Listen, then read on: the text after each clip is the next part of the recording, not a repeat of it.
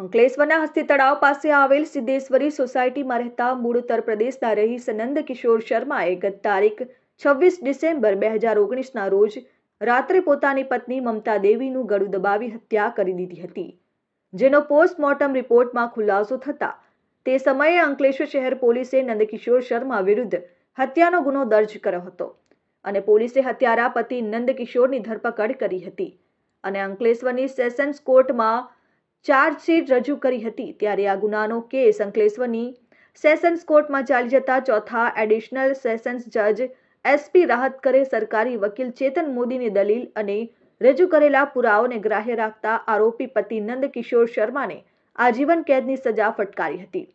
વિગતો અનુસાર જે તે સમયે હત્યાના બીજા દિવસે મૃતક મમતા દેવીના મૃતદેહને અંતિમ ક્રિયા અર્થે નર્મદા નદી કિનારે લઈ જવાયો હતો, ત્યારે મૃતકના પતિના છાતીના ભાગે બેન્ડેજ લગાડી હતી,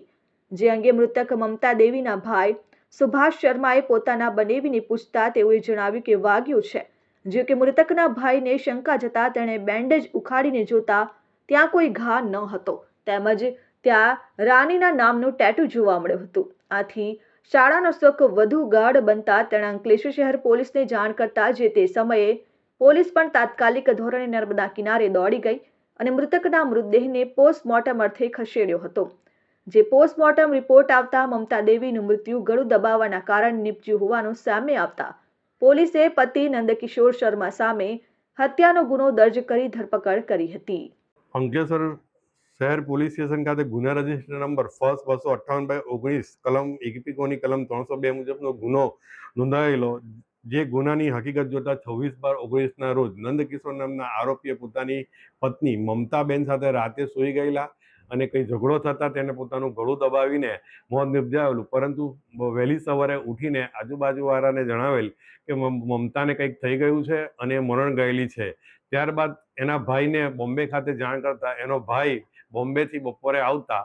એની વિધિ માટે સ્મશાને લઈ ગયેલા નર્મદા કિનારે તારે નંદકિશોરના છાતીના ભાગ ઉપર બેન્ડેડ પટ્ટી મારેલી હતી। એ બેન્ડેડ પટ્ટી જે મારેલી હતી તેને મરણ જનારના ભાઈને શંકા જતાં એણે પૂછ્યું કે આ શું થયેલું છે, કે મને વાગેલું છે, પણ એને શક જતાં એ પટ્ટી બેન્ડેડની ઉખાડતા શબ્દ રાની લખેલ, તો એ પૂછેલું કે રાની કોણ છે, તો પેલા આરોપીએ નંદકિશોરે જણાવ્યું કે એ તો મેં રામ લખેલું છે। એટલે મરણ જનારના ભાઈને શંકા જતા તેણે પોલીસને જાણ કરતા પોલીસ આવી જતા ત્યાર પછી પોસ્ટમોર્ટમ રિપોર્ટ માટે લઈ જતા પોસ્ટમોર્ટમ કરાવતા ખબર પડેલ કે ગળું દબાવીને મોત નિપજાવેલ છે। તે બાબત એની ચાર્જશીટ પોલીસે કરતા નામદાર કોર્ટમાં સેશન્સ કેસ નંબર 20/23 ચાલી જતા નામદાર કોર્ટના પુરાવાને ધ્યાનમાં રાખી અને અમે સરકારી વકીલની દલીલ કાયદાના પ્રશ્ન ઉપર કરતા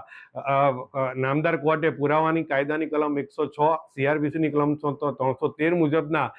મુજબના જજમેન્ટોને પણ ગ્રાહ્ય રાખી આ હાલના કેસમાં જજમેન્ટ આપી આરોપીને લાઈફ ટાઈમ ઇમ્પ્રિઝમેન્ટની સજા ફરમાવેલ છે, જે સમાજને સારો દાખલો બેસે એવી સજા કરેલ છે અને એના માટે નામદાર કોર્ટે